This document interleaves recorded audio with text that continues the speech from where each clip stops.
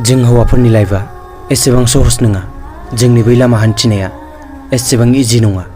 जोंनि बे जिउआव ना जेसेबांखि दुखु, जेसेबांखि दाहा थाया मानो, जेसेबांखि जाहोन प्रब्लेम थाया मानो, बेफोरखौ जों गासैखौबो लाखोमानानै, गासैखौबो बे गोसोआव दोनथुमनानै जों जेब्लायबो सिगाङाव आवगायनो गोनां जायो। जुदि बेफोरनि अनगा नों जुदि सोरनोबा दिन्थिनो, सोरनोबा फोरमायनो सानदों बा नों सोरनोबा दिन्थिदों, अब्ला नोंखौ बुंगोनसो सासे हौवासा जानानै सासे हिन्जावसानि आखु दिन्थिदों। अब्ला नों मिनिजागोन।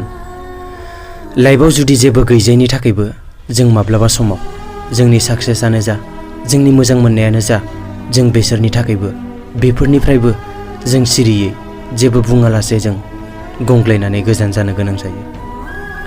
बै जाहोननि थाखाय जों माब्लाबा समाव ओरैबायदि दुखु जायो जे जोंनि गोसोआ ओरैबायदि बायग्लियो। अब्लाबो जों मिनिनानै थानोसो गोनां जायो। सिरि सिरि हाजासे गोबां गाब खोमायो, अब्लाबो जों मोदैखौ दोनखोमानो गोनां जायो।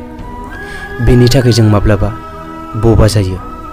ना खुसि जानो, ना सोरजोंबा मिनिफानो जेबो खालामनो गोसो जाया। गोसो जायो जों माब्लाबा बे बयसफोरनि लाइफखौ साननानैनो थैनो बादियो। सोरथो बुंनो हागौ हौवासाफोरनि जिउआव, हौवासाफोरनि लामा हान्थिनाया गोबां इजि होननानै।